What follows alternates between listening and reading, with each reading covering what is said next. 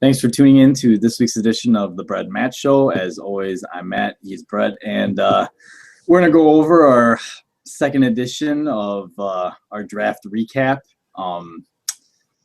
But before we get into that, I think Brett had a little something he wanted to say.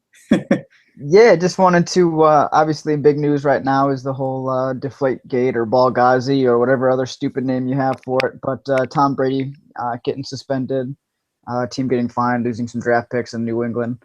So we don't recall or we don't, go over everything in our videos, but we do have our Twitter and Facebook pages as well. And we've got a post going right now on our Facebook page about that. So if you want to get in on some of the discussion, just be sure to check out our Facebook and Twitter.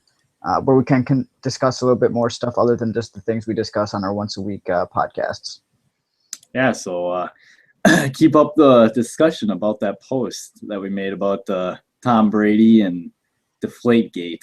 But with that said, this podcast is our second podcast about the NFL draft. So we're going to be covering the NFC North, AFC North, the NFC South, and the AFC South. So with that said, I guess we'll just get started. Why don't we start with the NFC North? We'll go with the division that me and Brett are both really familiar with as Packer fans. So with that said, we'll start with Green Bay. So looking at what the Packers did, I gotta say the first day I was scratching my head a little bit. Wasn't really sure what to make of drafting Demarius Randall, safety at Arizona State. I felt like we had good safety play, and personally, I know we really needed help at inside linebacker, and I was a little upset that we didn't make a pick at inside linebacker. And then the next day, day two, we took a cornerback with our second round pick, and our third round pick. Our second round pick was Quinton Rollins, cornerback from Miami of Ohio, who, from everything I read, played basketball and had really only played one season. And in the season, he played really good, albeit he played at Miami of Ohio, so he didn't play against the greatest of competition on a week-in-and-week basis. But he was tested and played well. So I guess we hope that he'll be able to continue to grow. And then at the third round pick, we took Ty Montgomery, who is a wide receiver / return man out of Stanford. Honestly, that pick, it was weird because after the second day of all the picks we made, I felt like that one I wasn't upset by at all just because of how good the Packers have been able to develop receivers. And obviously, we want a return man, so we don't have to keep putting Randall Cobb back there to do that job. He's just too important to the offense. So it's nice to get someone in that can do that for us now. And then the next day, we finally addressed the inside linebacker spot by taking Jake Ryan, outside linebacker out of Michigan. Obviously, me and Brett living in Big Ten country in Indiana and following the Badgers a lot, me living in Wisconsin, we obviously got to, knew who Jake Ryan was and saw what kind of player he was. And I actually think he'll be a really nice fit in our defense. A guy who will probably be able to come in and contribute some on defense and will probably be able to help on special teams as well. And then kind of a surprise pick, Ted Thompson. I believe he traded up, did he not, to draft Hundley? I think he did. He traded up to draft Brett Hundley in the 5th round. Don't think any of us were expecting him to end up in Green Bay, but he does. And he ends up in a situation where he gets to sit behind Aaron Rodgers, maybe learn some. There's all sorts of speculation here in Wisconsin about, is he going to be a guy that we develop, and maybe at some point he'll have to play a couple of games, and maybe we'll try and trade him for, a third or a second round pick, and all of a sudden we just got some nice return on an investment for a 5th round pick. So that was interesting. We then took a fullback from Oklahoma. And the fullback we took, he's going to be able to help on special teams, obviously. It's very obvious from our picks that we made. I felt like we were trying to address the defense and special teams a lot. Those were areas of struggle I felt like throughout the whole year, actually, to tell you the truth. But if he needs to play fullback, the nice thing is we are one of the offenses that still implement a fullback. So, if something were to happen to Kuhn, he would be able to probably step in and maybe take over the fullback duty. And then we took a defensive end out of Louisiana Lafayette and Christian Ringo, and we also took a tight end, Kennard Backman out of UAB. So, from my opinion, overall, like I said, we went defense early and probably special teams help. Little question marks for me about just why we took Randall, but the more I read into things about these players, the more I saw that the two early cornerbacks the safety / cornerback that we took in Randall and Quinton Rollins, it sounds like both those guys are playmakers, and that's honestly something our defense is just lacking, just straight up guys that can make plays. So hopefully, bringing those kind of guys into the fold, our defense will be more reminiscent of the defense that we had in 2010 that had a lot of playmakers, a la Clay Matthews, Charles Woodson, Nick Collins. I assume that we want to get back to more of a defense of that kind of statue. But what were your thoughts on the Packers draft? Initially, as the picks were coming in, I think I was legitimately confused on every single one up until Jake Ryan initially. Because like you said, I feel like inside linebacker is probably our biggest need. Now, I did have corner as one of our big needs as well. So, I mean, when you're going with some guys that are going to give you that ability to cover in the back end, in Randall and Rollins. And Rollins, like you said, he's a very unpolished guy. He only played 1 year. He's got some great physical tools. And it's weird because I feel like our safety can play some corner a little bit, and then our corner that we drafted might be a better safety. So I don't know. Maybe it was just going with some versatility on that, which is nice to have. But I mean, it's going to be interesting to see how they develop and what positions they truly end up playing. Montgomery is he's good with the ball in his hands. So I guess, like you said, just I let him at least do the kick and punt return stuff. Especially, I know when you say, we just invested a bunch of money in Randall Cobb, why not let him do more things? Well, at the same time, it means he's going to get hurt. And then you just threw that money away into an injured player. So I like getting the ability, or that player that can kind of take that responsibility away from him. But yeah, I think my two favorite picks probably were Jake Ryan and then Brett Hundley. If only because I thought Hundley could have been, like a second, third round draft pick. So to get him a couple rounds later was nice. Wonder if Rodgers will play nice with him in the meeting rooms, being a UCLA guy versus a Stanford guy, some Pac-12 rivalries there. I'm sure. I'm just kidding. Rodgers is just going to treat him just fine, I'm sure. You mean Cal, Brett.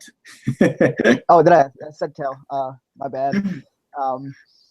I don't know. I said Stanford. That was Ty. You were thinking of Ty Montgomery. Ty's a Stanford guy. Maybe Rodgers won't throw him the ball then. No, I'm just kidding. But I do like those picks. I don't know, but it was kind of a weird draft where they're getting, I think, quality players. It still felt really weird to me. So I'd have to just give it, like, if we're grading it, just kind of like a down the middle, like B- probably, just because this is one of those drafts where each player, I'm going to have to see how they end up using them before you can actually have any sort of indication as to what they might do. Yeah, I agree with you. Definitely. I mean, I'm going to give the Packers just a flat B. I like the moves that they made, but we're going to just have to wait and see how they end up panning out. I mean, for all we know, they'll be busts, but Thompson's a pretty good GM, and I feel like he drafts pretty well overall. So, I mean, sure, a couple of these guys might not pan out, but I'd be willing to bet that some of them will. So, we'll just have to see. But yeah, I think overall, I give the Packers a solid B, and we'll just have to wait and see kind of how things turn out. But nonetheless, some new toys for Dom Capers to tinker with on that defense. Mm-hmm. And this is probably the last year where Capers gets any sort of excuses now. If the defense isn't up to snuff, we're probably going to have to say goodbye to him. Whether or not it's his fault, I don't know. But I guess year after year, if it continues to be, it's somebody's fault. It's true, although, gosh, lately it sort of feels like it's been the all special teams and well, I don't know. I don't want to talk about the Seahawks game. So next up we have the Chicago Bears. What were your thoughts on the Bears draft, Brad? Well, we got that Kevin White pick right. I think that was probably one of the easiest picks in the draft outside of, maybe the first two to get coming in. And he's a great pick to kind of replace Brandon Marshall. While they have like similar sizes with Jeffrey, big bodies that can go up and get the ball, but he's got that special ability to take shorter passes and go the distance with that speed. Something that they didn't have last year with the two guys on the outside. So I think that's a really good pick. Eddie Goldman is one of those guys that, I actually had him being drafted in the first round, but I don't know if he was necessarily a first round talent. But obviously the Bears have needed some help up front for at defensive tackle for the last couple of years. You got to take a guy at some point. I do really like, though, Jeremy Langford. He was a really solid back out of Michigan State. Matt Forte's getting a little bit older. They also drafted last year. His name just came in and out of my head. His last name. You know what? I know they drafted a guy last year, running back too. But either way, basically, if you're a fantasy owner, maybe don't draft Forte so early this year with the offensive scheme coming in. It's probably going to be a little bit more balanced. Kareem, or something. Kareem. I don't remember. Deji Kareem. There's a goddamn running back that they drafted last year, and it's bugging me now. Can't even finish my stupid evaluation. But they got some pretty decent, I think, value at just about every spot. Also upgrading the offensive line, which I know we've said for a lot of years has been an issue. Thank you, Gabe Creamy, for not helping them out there. So I think it was a pretty good grade overall for them. I'd give them probably honestly a better grade than Green Bay. I'm gonna go with a B+. That's fair. Yeah, with the Bears, you mentioned, we got Kevin White right as far as projecting where he would go. Obviously, the only thing I have to say to the Bears is, as this is probably the Packer fan in me, still got Jay Cutler under center. So not really sure how much that's going to help his development overall. But aside from the point, they got the wide receiver. Eddie Goldman had potential first round ability, and he ends up sliding into the second round. They then addressed the center position with I do not know how to pronounce that guy's name, so I'm just not even getting it. Hronis Grasu, center from Oregon. So they did get some help along the offensive line, and then you mentioned Langford. Forte. I believe is Forte in a contract year, because I know he doesn't have much left on his contract. Also, the other running back, Kadeem Carey. All right, Kadeem Carey. I was mixing his first and last name together into one name. All right. So anyway, you can continue on now. So they addressed the running back as just another piece you can add in to help offensively. Overall, I think the Bears got some really good value throughout the draft, and they hit especially area of need on the defensive line, and they're able to obviously address their wide receiver need as well. But I think I'm going to give the Bears actually. I'm going to go with the B+ as well. I think it was better than the Packers draft. Obviously, when you pick as high as they do, you have an opportunity at better players. So sometimes that's going to be my excuse. But next up, we'll move to the Minnesota Vikings, who, last year, kind of an up and down year. Teddy Bridgewater got some valuable playing time and experience. Mike Zimmerman's a defensive coach, and right away they go defense with their first 3 picks. They draft Trey Waynes, who maybe went a little high, but he was probably the safest corner. Didn't have the off the field baggage that a lot of the other corners had, and was just all overall really productive for Michigan State. So they get a guy that will be able to plug in with Xavier Rhodes, and when you play in a division with Matt Stafford and Aaron Rodgers, you got to have some guys that can hold up in the secondary. And then they draft Eric Kendricks, a linebacker from UCLA. A lot of Packer fans wanted him. I was really upset that I saw he went to Minnesota. But he's a guy that will be able to, they can just plug right in, and he should be a tackling machine for them. And I tell you what, then they go with Daniel Hunter at LSU, defensive end. So it's really obvious that they are trying to build a really strong defense there. Mike Zimmerman, obviously being defensive coach, he wants to rely on his defense to win him ball games.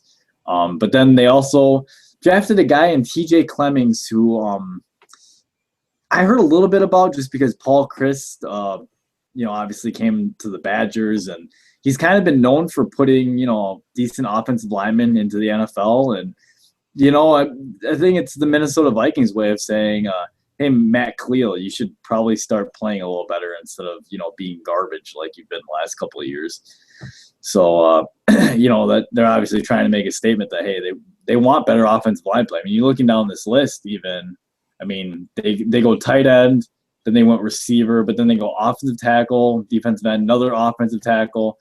Pretty obvious to me that they want some changes in the offensive line. But what were your thoughts on the Vikings draft? I'm a little disappointed because I remember the week before the draft, I told you Trey Waynes. Once again, I got the Vikings pick right, and then I switched it during our mock. So it's 2 years in a row I had the Vikings pegged and switched it. But, he's obviously a very physically gifted corner, runs extremely fast. He's got some good length on him. Probably could bulk up a little bit, but yeah, you're right. The first 3 picks going with some solid defensive players. I think Kendricks was honestly drafted probably a little earlier. I like Paul Richardson out of TCU, or not Paul Richardson. I'm sorry, it's Paul Dawson. And he got drafted much later than that. But basically, yeah, you got Stafford and Rodgers in the division.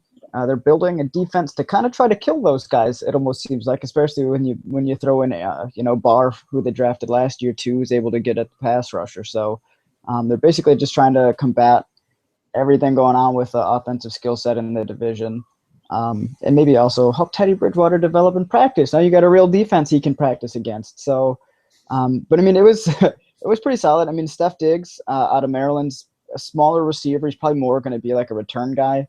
Maybe they can actually use him in his offensive skill set a little bit more consistently than Cordell Patterson, who has to this point been a pretty major disappointment.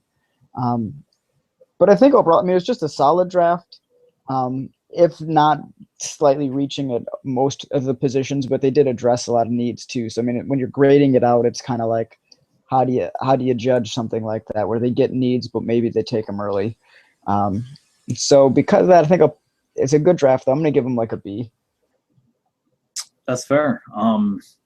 Yeah, I'm right with you. Actually, I'm going to give the Vikings a B too. You kind of mentioned maybe they reached a little bit, but they did fill areas of needs. So seems like a fair grade to me. So with the last team in the NFC North, what did you think of the Lions draft? It was nice for them to pick up some extra draft picks, trade down, and still get the offensive lineman that they apparently wanted at 23. Now, whether I agree with that offensive lineman, I don't know. But at the same time, people say the same things a lot of times, especially with offensive linemen, because, quite frankly, nobody or not as many people pay enough attention to the offensive line during the evaluation process, especially just like the average fan, right? Travis Fredericks was a first-round guy, and people are like, what the hell are you taking him in the first? And now he ends up. People said they had like a 4th round grade on him. Right. So, you know what? And if that's the guy that they like, that's the guy they like. They get an extra pick out of it. So you can't really blame them for that. I do like Amir Abdullah as being kind of like a Reggie Bush type replacement, a little bit smaller, but brings the same sort of game, to the field. And then I think Gabe Wright was actually a really great pick as well. Obviously, you got to replace Sue. And fairly on the defensive front. So you get a guy up front that's going to be able to kind of come in and contribute right away. It's a nice draft overall. They probably got, I'm going to say 4 or 5 guys out of here that you'll see contribute. in the next year or two, which has got to be a really good draft. So I'm gonna give that a B plus. Wow, very nice. Yeah, I think. I mean, you mentioned they like their guard. They're gonna be able to plug him in, and he should be. The hope is obviously a 10-plus-year starter, solid guy. Seems like a really high character guy too. So I think that's important, especially for.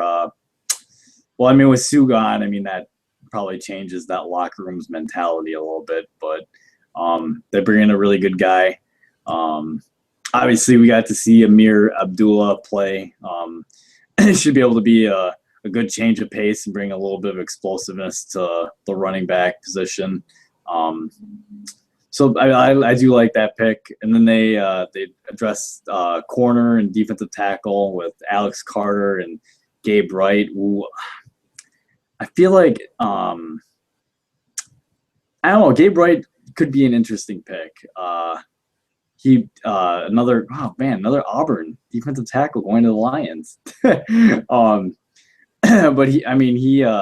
felt like did he play in the bowl game against the Badgers? I don't remember. I think he did because I remember watching some game film while we were. Maybe he's the one that hit Melvin Gordon late out of bounds. He didn't do that either time. But I mean, I think overall, I think I'm going to give the Lions a C plus. C plus. Yeah, full grade down. Is debating between the B minus and fine. Okay, fine. You tied me into fine. I give them a B minus there. I was too harsh on them. I don't know if besides the guard, I just don't know if I see any like guy that's going to be. I mean, I guess you got to change a pace back, but I don't know. I guess we'll just have to wait and see and evaluate as that class goes on. But I'll give them a B minus. So, that said, I guess we'll move on to the AFC North. Well, I guess we'll just start with the Cleveland Browns, who I know both of us were fans. Did we both think that Danny Shelton was going to? Oh, we did. I know I did. I know. I definitely know what you did. I don't know if I did. No, I didn't. I gave him someone else. Dang it. Did you give him Parker? I did. Yeah, so you got another pick correct. I'm definitely pretty sure you beat me this year. I did beat you this year, but I believe Cortland won overall. He was like a pick or two in front of me even. He had a really good draft. This year was much better than last year though. Yeah, he did really good. Oh my. So anyways, the Browns have 2 first-round picks, and people are probably just gonna say that they are super unsexy picks. You draft the nose tackle, you draft the center. But I tell you what, they had one of the worst run defenses. You made the case when we did our mock drafts about why Danny Shelton was an important fit for them, and sure enough, they listened to you and they go out and grab him. And obviously, with Alex Mack possibly being hurt and stuff, that was a big downgrade when he got hurt. So having a guy that can play pretty much any position on the offensive line, and Cameron Irving, maybe he would struggle at left tackle, but you obviously have a staple with Joe Thomas there. Just to plug in Joe Thomas's name, he's going to be there. But the nice thing about Irving is he could play either guard spot or center, or probably right tackle if you needed him to. So I really like that pick. Then they get Nate Orchard, defensive end out of Utah. They drafted Duke Johnson, who I know people were high on, running back out of Miami. What is the name of his last name? West for the running back that they have? Terrence West. Terrence West. So you got Terrence West, I think he's a bigger, more power back than he is a speed guy. And bring in Duke Johnson. They should make a nice 1-2 punch as far as I'm concerned. And the Cleveland they had a lot of draft picks. Looking at this list, I mean, they were able to really reload their team. The last standout pick, if you will, that I will say is they did draft a cornerback from Oregon who tore his ACL or was it ACL or was it Achilles? I don't remember. All I remember is it was an injury. He was basically He had a Yeah, a medical issue. significant injury, and they're able to get him in the seventh round. And man, I tell you what, this is the guy that would have been in discussion with the top cornerbacks this year if he would have been healthy. So for them to be able to land him in the seventh round is a really good find. Um, yeah, I'm just gonna say right now, overall, I'm giving Cleveland an A- for their draft. I really like this draft. Yeah, I agree. And overall, I think this division did really well. But I mean, you mentioned all the draft picks, obviously, for them. A lot of them, I think, should contribute and help right away. And I love Danny Shelton. Cameron Irvin is a guy that is going to go early or contribute pretty early. I mean, I don't really have much more to say on it other than the one thing. This is the second year in a row, right? We were both of us at some point were like, okay, grab a receiver sometime early. 2 years in a row, 2 years in a row, they failed to do that on some very deep draft classes, right? Like you could get a guy there at 19, you could get a guy even in the second round that would help you out a lot, and they just didn't do it. And because of that, even though I like everything else, I think they haven't really filled that big of a need that's been there for 2 straight years. So I'm just going to knock. It's going to just be like a half grade. I think overall it should be probably a minus type of thing, but I'm just going to drop them down to a B plus for failing to grab. I think a wide receiver. They did pick, Vince Mail there in the fourth round, but with how deep the draft class was and how good and talented it was up top, just going to knock them a little bit for not getting a guy earlier. Yeah, I mean, Jalen Strong went in the third round? Yeah. um, Every single time that Cleveland came up from the second round to the third round, I just kept yelling, "Oh, they're going to draft him!" No, and then they just didn't. And I thought it would be the thing the whole way through. And so yeah, I mean, they got one guy who's got some physical skills, but was a fourth round guy for a reason. So I'm just going to knock him a little bit for that. Yeah, that's that's definitely fair. So looking at the Bengals draft, what were your thoughts on the Bengals draft? Well, let's see. Their first round guy was the offensive tackle, I believe, out of A&M, which is like 3 or 4 straight years now that they've had an offensive tackle in the first round, which is insane. And he was a guy I think coming into the season was projected to be the best offensive tackle. He was in the draft before the season started. He had some injury issues, I think. Well, and they tried to play him at left tackle, and he is just not a left tackle. Yeah. So, but I think if he ends up being, whether or not he's left or right, you can make the argument that you still obviously got to protect pass rushers on both sides of the ball, and anytime a quarterback's reads are to the left first, it's basically like the right side's the blind side since he's not looking to the right out of his drop anyway. So, if he's just a right tackle, that's fine. They ended up going with another offensive lineman named Jake Fisher with their second pick. Who has the body type of a left tackle. Right. So, I mean, they might have taken their right tackle first and their left tackle second. But either way, however you get it done, you get it done. And then I really do like the Paul Dawson pick. Oh, it's a great pick. I think he was one of the most productive players in this draft. Now, how much production translates versus, say, maybe some other skill sets that people try to evaluate, that'll be seen down the road. But coming into the draft, I thought he was one of the better inside linebackers. Who just gets the job done. I mean, instincts. Chris Borland type. I think they just play the game. They're not going to run the fastest, not going to jump the highest, but damn it, they get the job done. And Paul Dawson kind of fits that. So yeah, I mean, it was a really solid draft. They got some great value. Helped out the team a lot, and I'm going to give them an A-, a little bit better than Cleveland. Wow. Yeah, I mean, you mentioned pretty much everything you said I agree with. I mean, regardless, right or left tackle, I mean, they addressed some help on the offensive line with 2 guys who should be able to contribute at some point down the line here. And then, I'm a huge Paul Dawson fan. I think he's the most instinctive guy or linebacker in the draft. Might not have all the athletic traits you look for, but the guy just straight up makes plays, and get to pair him next to Burfict, and that's a pretty nice little tandem you got there. I'm gonna give Cleveland, or sorry, yeah, I'm gonna give the Bengals a B plus. I think So just a hair under the Cleveland Browns, in my opinion. Nice. So you're gonna go Ravens or Steelers next? We'll go. Let's go Ravens next. So the Ravens, I really like the Ravens draft, probably a little more than you because I like Brashad Perryman. I know you're not a huge fan, but we both like Max Williams, tight end out of Minnesota.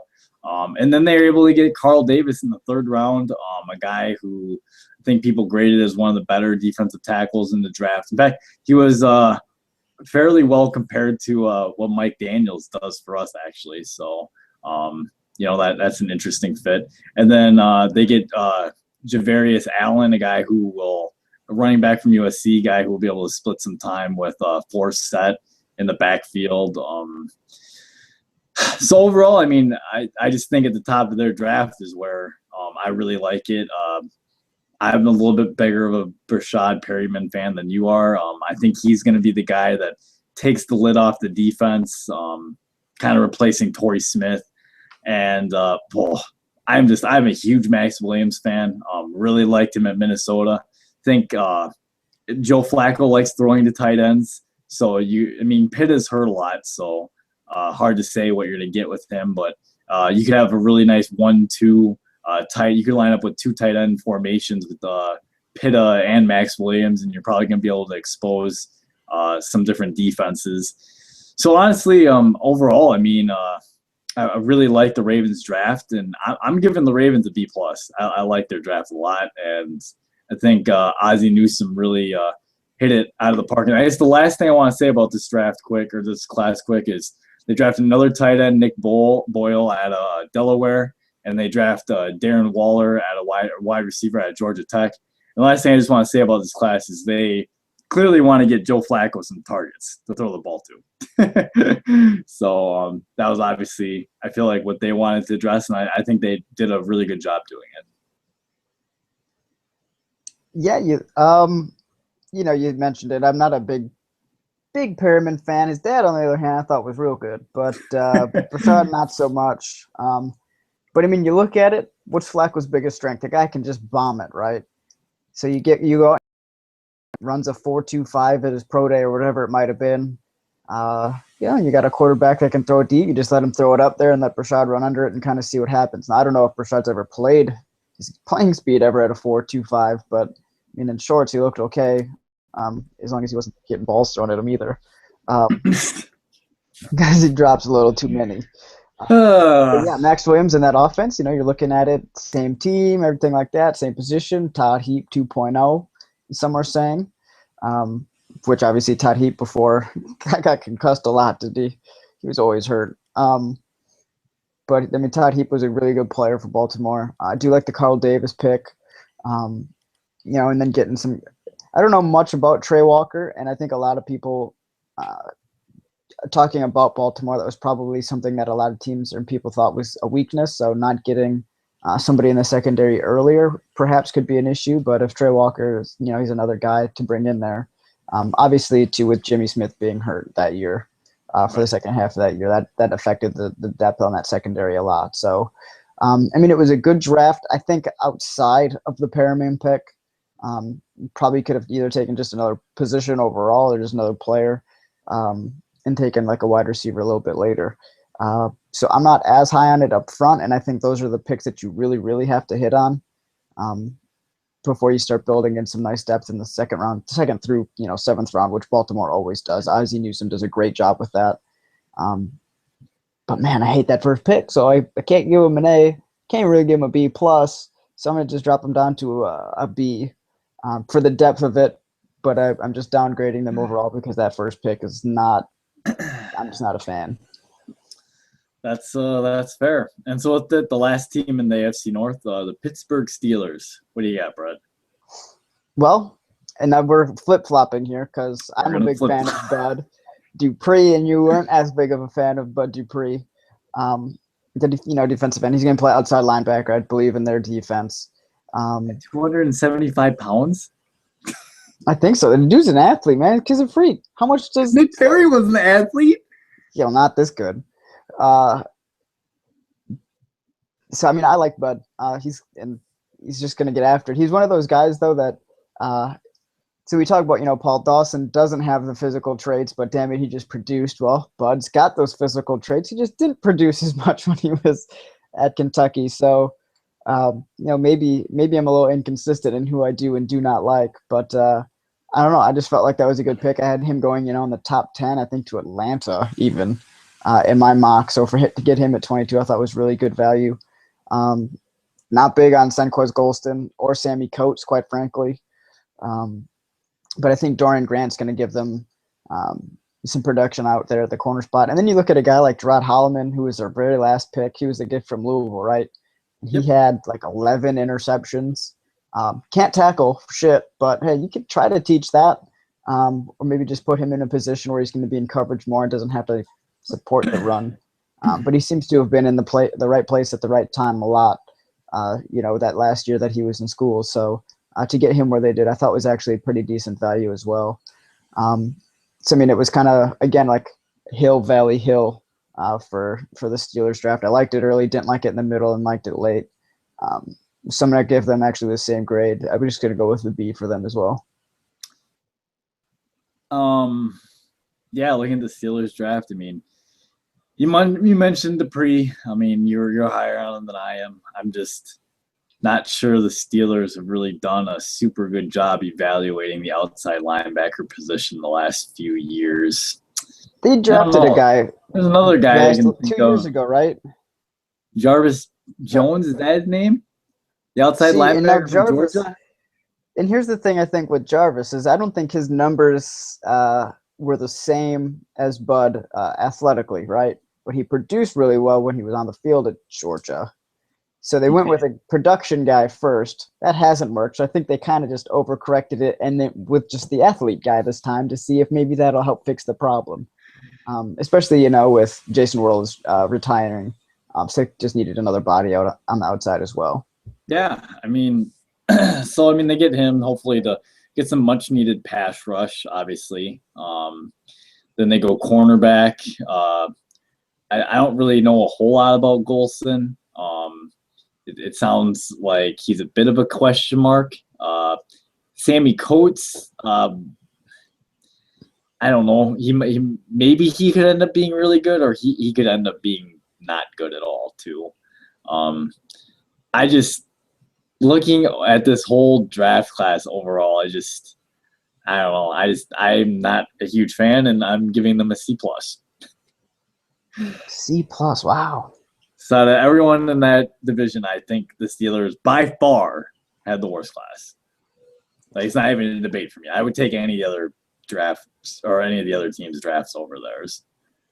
That's fair too. I mean, like I said before we started talking about those teams, I felt like the whole division did pretty well. So, I mean, you obviously didn't with Pittsburgh's draft. I don't like Bud Dupree, and that was supposed to be the cornerstone of that draft class. Fair enough, man. So where are we going? We're going to AFC South or NFC South, I mean? Yeah, we'll go NFC South, and we can start with I guess I'll start with the Atlanta Falcons. So right away, God, did you get this pick right too? No. Oh, no, I thought you got the Vic Beasley pick right. But anyway, so Vic Beasley, outside linebacker to Clemson, or out of Clemson. I know Brett was a fan of him. I thought he was kind of a combine guy myself, but nonetheless, a guy that we have been saying it for years that Atlanta needed to draft a pass rusher, and they finally did in the first round. So finally, after years of saying they should do it, they finally decided to address it. So I like that.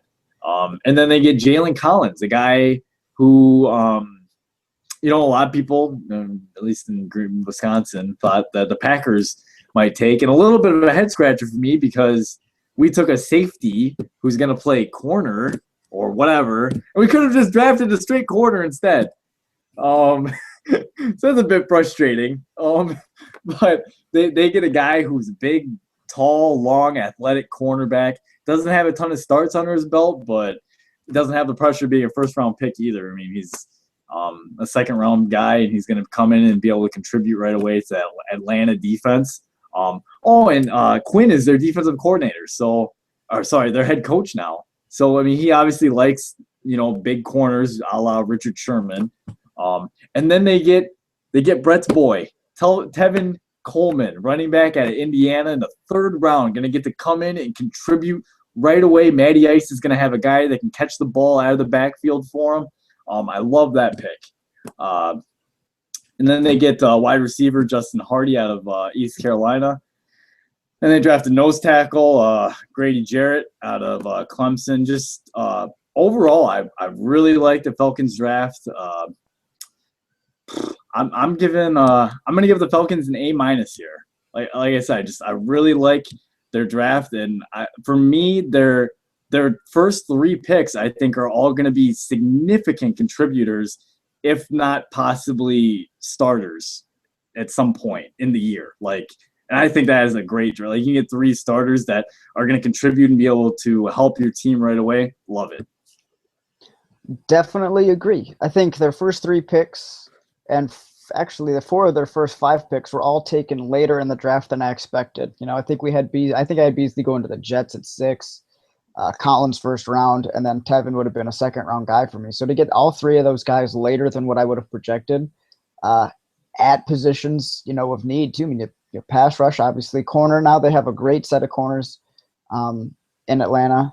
That's going to help them out a lot. Collins he'd probably play outside in the nickel, and then the guy that's probably going to start on the outside, I think he'll shift inside, and he'll be like the slot guy then. And then Tevin, you mentioned it. I thought he was a second round guy. He's got the sickle cell trait, which basically means it's the same thing Ryan Clark had. If you remember, he couldn't play at Denver in the playoff game because altitude issues kind of affects the body a little bit. So I don't know if teams thought that was an issue, or maybe with the toe, but obviously he came back and he ran in the 4.3s at his pro day, super productive. He was even productive besides the sickle cell trait, playing half the year with a broken toe, right? So the guy's a stud. I think he's going to come in, he's going to contribute right away. And Grady Jarrett was, I think, a steal as well. They probably got 2 of the bigger steals in this draft between Coleman and Grady Jarrett. I think it was a great draft. It's just going to be a straight A. I mean, I can't really have any issues at all with anything that they did in their draft. Nice. So with that said, what did you think of the Tampa Bay Buccaneers? Tampa Bay. Well, let's say obviously number 1 pick with the obvious guy, Jameis Winston. Ooh, we got one right. And you got to like it. I mean, if you're not satisfied with where you're at in the quarterback group, you take the guy, the best quarterback available, as it is such a big position in need and value in the NFL. So you take the best guy that's available there. So I like that. I think Ali Marpet's going to be a guy that can contribute. Kenny Bell, wide receiver out of Nebraska, has got another big guy too, man. They're just like throwing up to really tall dudes. Jameis doesn't even have to be accurate right away. I'm not saying that he won't be, but between all their receivers and tight ends that they have now, and their size and their ability to kind of, their catch radius is huge. So, I mean, it was okay. I don't really know, much about that, Joey, Cepha guy at the end of their draft, and Kalen Clay. But I mean, obviously, I like Winston. I like and Quan Alexander was another solid pick as well. So I think they got probably 3 or 4 guys that are going to contribute. Don't know if any of their picks really wowed me though. So I'm gonna give it like a B+. Okay. I'm right with you with the grade, that's for sure. I mean, just looking at it, if you don't look at the names, they draft quarterback, offensive tackle, offensive guard, outside linebacker, then wide receiver, fullback. So they clearly address the offensive side of the ball. They get who I think the best quarterback in the draft in Jameis Winston. And, I mean, obviously they know Lovie Smith is a defensive coach. So hopefully now that his defense doesn't have to be on the field because the offense isn't busy going 3 and out every series, maybe they can actually get some points on the board. And I mean, just I really like with drafting Mike Evans last year. They're going to have Austin Seferian-Jenkins. Yeah, Austin Seferian-Jenkins. They're going to have a young nucleus on offense, and I don't know. I mean, maybe not this year. Maybe this, into next year and possibly the year after. I think the Tampa Bay Buccaneers have a shot to be really good if they just keep building. And I like what they did this draft. You said B plus, right? Mm-hmm. That's exactly what I'm going to go as well. B plus. You think it's interesting at all, though? I know Lovey's the coach, but they only drafted one defensive guy this year, and I don't think did they draft any last year of significance. I don't know. I feel like they've almost neglected that. Almost kind of like, Chip Kelly, but Chip Kelly still addresses offense, but he gets rid of big name players. It's kind of like a Lovey's just so confident in his system that he's just like, we don't really need to address it that much. We'll just take care of the offense. Yeah, that's a good point. And I think I would agree with you, except I guess I feel like in Lovey's defense, the two important pieces are the middle linebacker, and you got to have that pass rushing defensive tackle. Obviously, Gerald McCoy is one of the best defensive tackles in the game. So he's got his – who do you have before? What do you have? Tommy Harris? Is that the guy's name? I feel like they have a good linebacker. Levante David. Levante David. So, I mean, they've kind of got the two pieces I think he really, really cares about. So that's just going to be, I guess, my theory behind it. And I just looked, they did not draft a single defensive player last year. So basically it's 2 straight drafts full of offensive guys. Oh, there you go. So with that said, we'll move on to the New Orleans Saints. What did you think of their draft, Brett? Looking at it, I like some of it. I think they actually view a guy like Garrett Grayson as their future at the quarterback position. Yeah. I know, he was kind of an unknown to a lot of people coming into the draft, but he's shown that he should at least be given a couple of years to learn behind that. Obviously, Hall of Fame quarterback and Drew Brees. They got a good offensive coach too. So I think that's a good pick. I liked the Stephon Anthony pick. I like him as a player. I don't know about him being a late first-round guy, but he was another guy that I thought Green Bay could have and should have would have been interested in at some point in the draft had he been in the second round. And then looking at P.J. Williams and Andrew Speed, obviously was their number 1 pick at 13 overall, offensive lineman out of Stanford. Not always a sexy pick when you go offensive line, but if some people believe he could end up being the best offensive tackle in this draft, so to get him at 13, keep Drew Brees standing up, especially in an offense now that got rid of or has a lot of guys that have left from last year. Looking at a guy like Kenny Stills no longer there.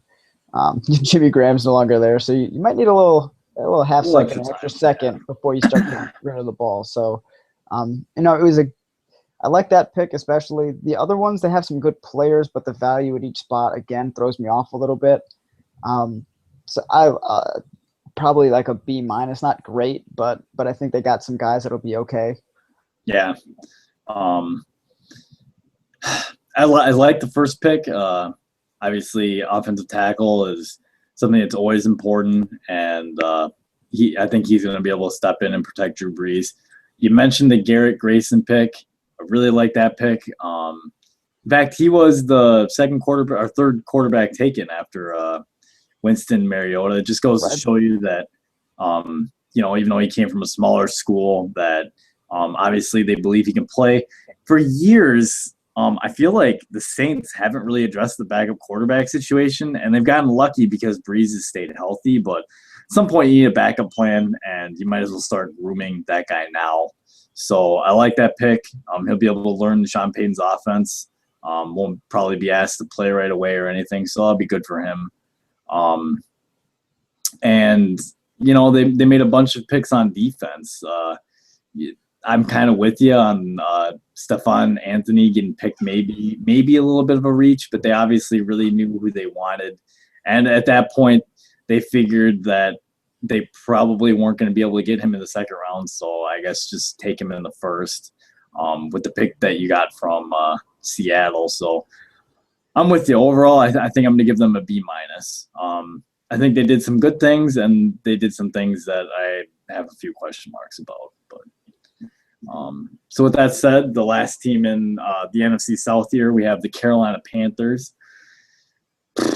who the first pick they take Shaq Thompson. I gotta say, I just it's not that I don't like Shaq Thompson. Like I think he's a fine football player, and I think he is gonna have an ability to run around and make plays on that defense, but didn't address the offensive line until the fourth round. And then they go and they take Devin Funchess, the wide receiver slash tight end out of Michigan, who questionable hands, but man, that division, there's two teams now that have some giant receivers to throw the ball to, the Panthers and the Buccaneers. But they just, they only had a handful of picks. And it's because they traded one away to move up for Devin Funchess, right? I think so, yeah. I mean, they only had 5 picks. I'm sorry I'm at a loss of words for this class. It's so small, but they took, I guess, for me, a head scratcher in the first round, and like you mentioned, they traded up to get Funchess. Yeah, I gotta go. Oh my God, do I go D plus? I kind of want to go D plus. I'm going D plus. They might be my worst grade, I think, in the draft so far. I mean, to have so few picks, and I feel like just not to address really big need in protecting your quarterback. I'm going D plus. Remember how Cleveland, I said, at least, okay, so Cleveland didn't address the receiver position 2 straight years, which we said something they probably should have done. But at least, goddammit, they got some really good players at the positions that they were drafting. I'm looking at Carolina's draft. I think it's an abysmal draft. It's terrible. It's awful. Don't like it at all. I don't think Funchess should have been taken at that spot. He is a guy with definitely going to need some refinement. Is he a receiver? Is he a tight end? How are they even going to use him? And he didn't have, people want to talk shit about Big Ten. Well, this guy in the Big Ten didn't even dominate the Big Ten. So it's a little interesting, to see him go as high as he did. Didn't get the offensive lineman that I think they probably could have gotten either in the first or second round, given where some of these other guys were taken. And then I thought it was interesting because did Thomas Davis announce the pick, and the pick was Shaq Thompson? Yeah. Shaq Thompson might end up replacing him. Just like it's a sealed card when he walks up there. So he's like, yeah, that's cool. I'll go up. Or I think it was, no, maybe it's not. It would have been funnier if it was a sealed card, though, right? He walks up, he looks at it, and he just goes, oh, shit.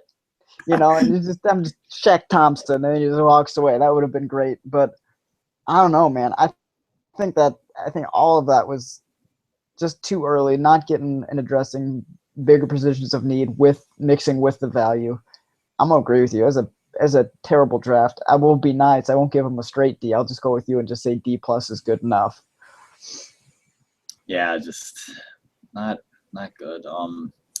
So with that said, our last division, we'll go right over to the AFC South. And with that said, Brett, let's start with the Houston Texans. How'd you feel they did?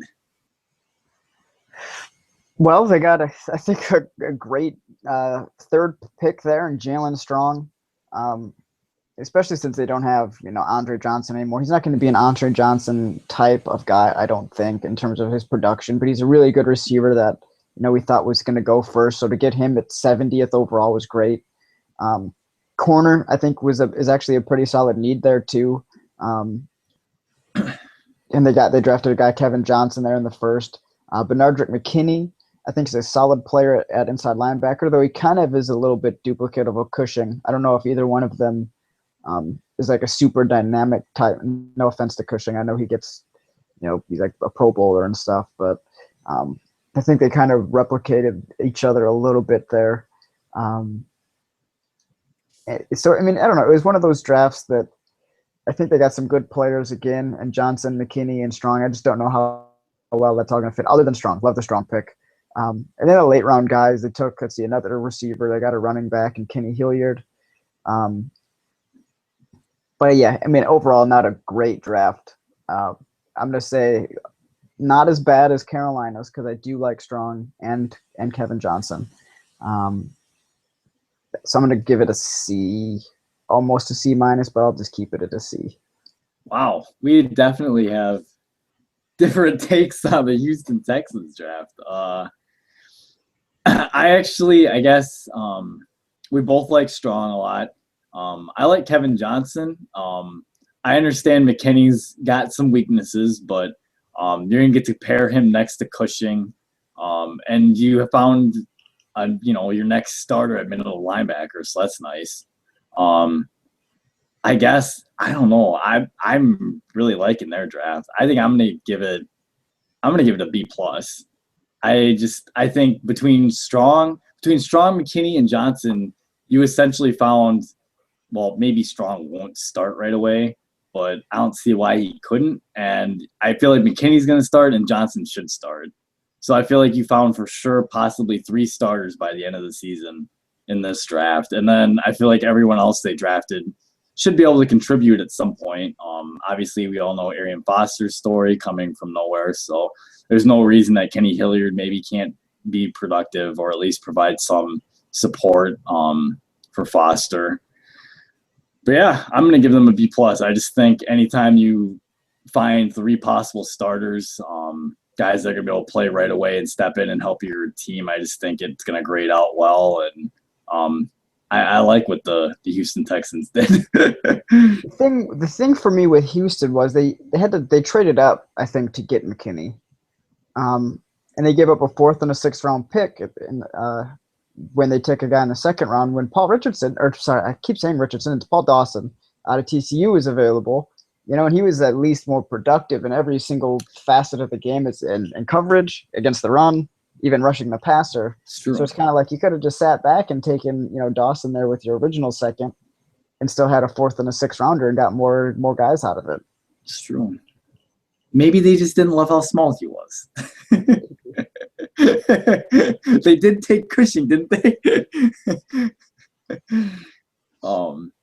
So next up, we'll go with the Jacksonville Jaguars, who I am just devastated for them because I was a huge Dante Fowler Jr. supporter and really thought he was going to be a dynamic player.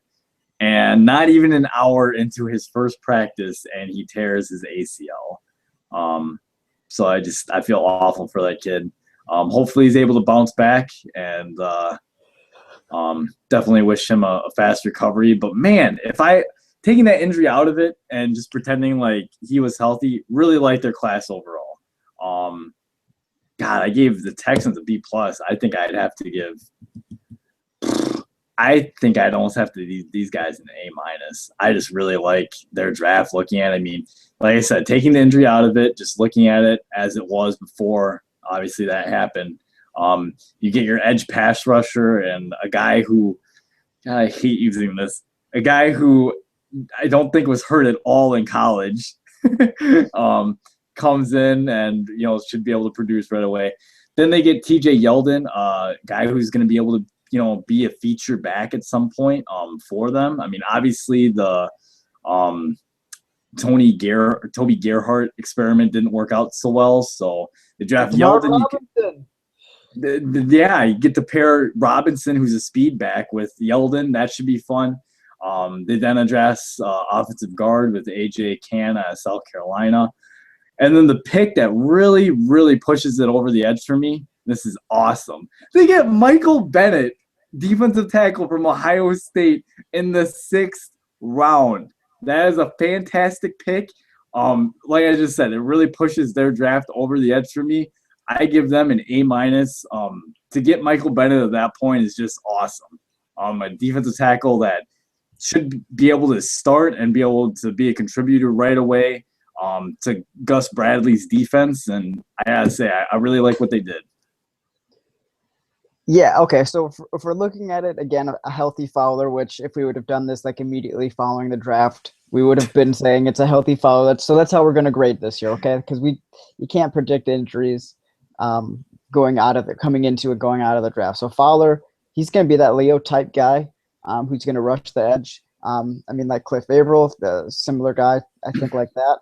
TJ Yeldon mentioned he's going to be more of a feature back. He can be like a workload kind of guy more than Denard, who was a friggin' revelation. I had no idea he was going to play that good at running back, but he had actually a pretty solid year. I think Cann's going to start right away. got a solid, one of the more productive receivers there in Rashad Green, I believe, out of Florida State. I think you mentioned it. Michael Bennett, who you said Gus Bradley, right? Where was he at before? Defensive Seattle, coordinator for right? Seattle. Who's Michael Bennett remind me of? The other Michael Bennett that Seattle has. Same sort of player I think that he could be. And to get him, like you said, in the 6th round was a really great pick. So, yeah, they had a really good draft. And then, unfortunately, we won't get to see their first pick play this year. But if he can recover and play to his potential, it should be a great draft. And I think Jacksonville, between last year and this year's draft, should be pretty close, I think, to at least getting to be a little bit more competitive in the NFL.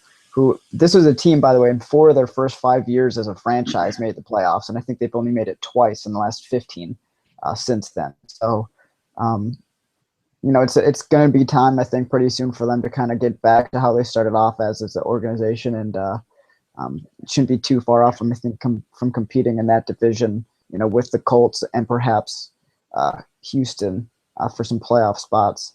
Yeah, I really like that draft. I'm going to give them an A-. Nice.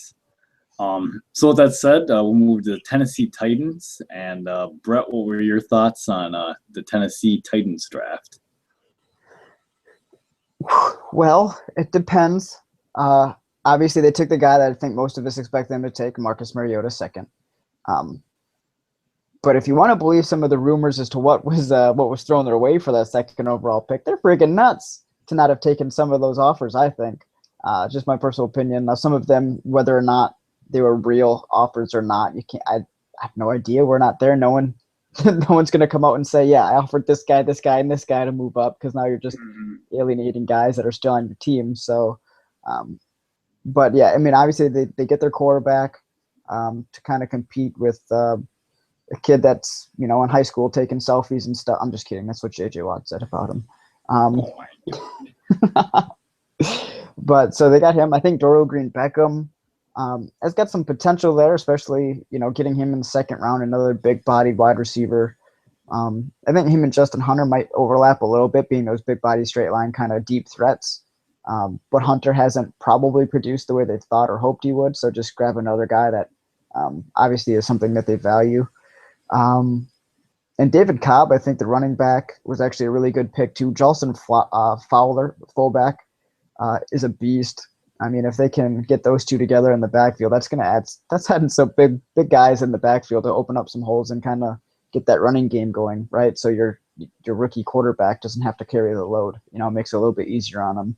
Mm-hmm. So I mean, they had a pretty solid draft, I think, overall. Got some really good players. I'm probably going to give it a B+ as a whole grade. Sure. Mentioned, I mean, they get the quarterback. You were higher on Mariota than I was, but nonetheless, I think, I don't know, they would have to, if you really believe that he's, going to be the next star, I don't care what any other team offers me. I mean, you got to just take him. I mean, you don't know next year what position you're going to be in. You might not be in a position to take a top quarterback because you might be drafting 6th or something. So if that's the case, I mean, you got to pull that trigger. So they get set with their franchise quarterback, and then they draft arguably the most talented receiver, being just from height, weight, skill set, just all sorts of off the field red flags. Hopefully he starts hanging out with Mariota. Maybe some of that good character, kind of rubs off on him a little bit. And you kind of mentioned, I mean, you mentioned it about their newfound running game that they are trying to find with David Cobb, who is a big back out of Minnesota, and then they get the fullback in Fowler out of Alabama, who is just a load. They clearly want to establish a power run game, and I mean, you kind of hit on it. Take some pressure off Mariota. I like what they did as well. I think I'm going to go right across the board and just give it a B. It's going to be interesting to see if they want to run a lot of power stuff, how that fits with Mariota's skill set. It's true. Although you think about what Colin Kaepernick did, I feel like that was a power run, a power downhill running game with Frank Gore. Frank Gore's not exactly a outside speed guy. I mean, he's a north-south runner and wants to go run it between the tackles and stuff. So Yeah, but you're right. It will be interesting because Mariota comes from more of a speed. I feel like team at Oregon. Well, now that you say that too about Cap, obviously it was more of like a hybrid, like they ran from the pistol, but it was still power concepts. Pulling guards and getting the heavy guys going one way.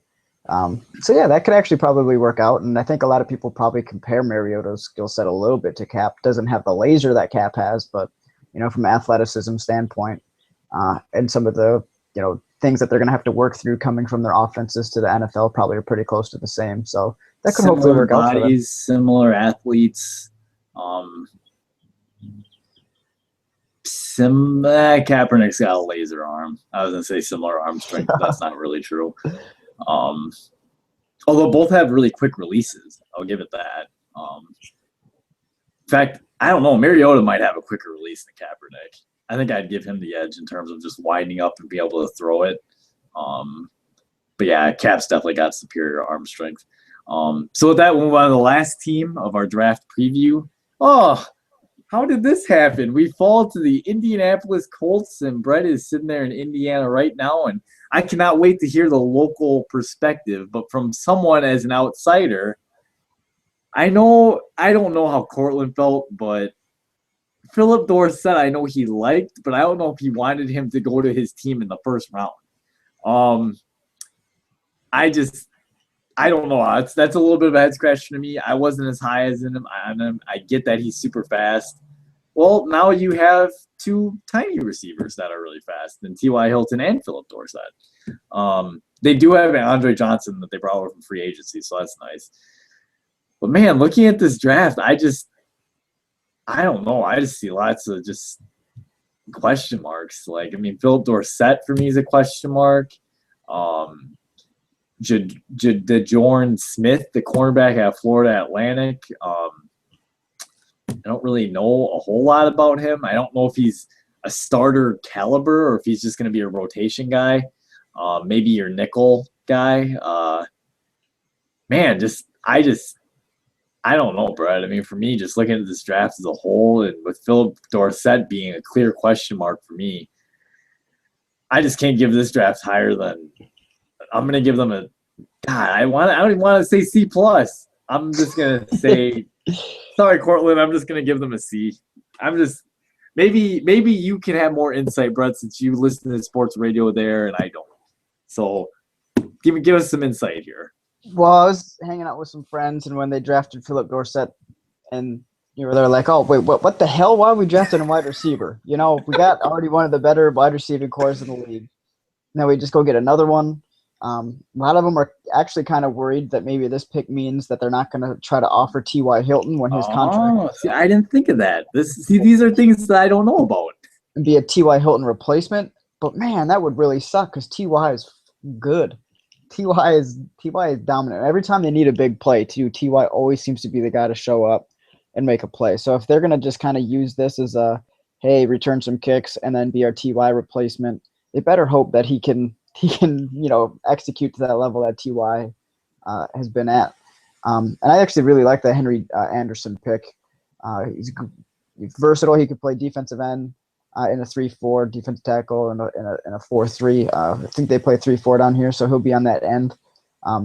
He's really productive, actually. His stats aren't always lining up with that, but he does get a ton of pressures, which disrupts the offense. Also really good in the run game.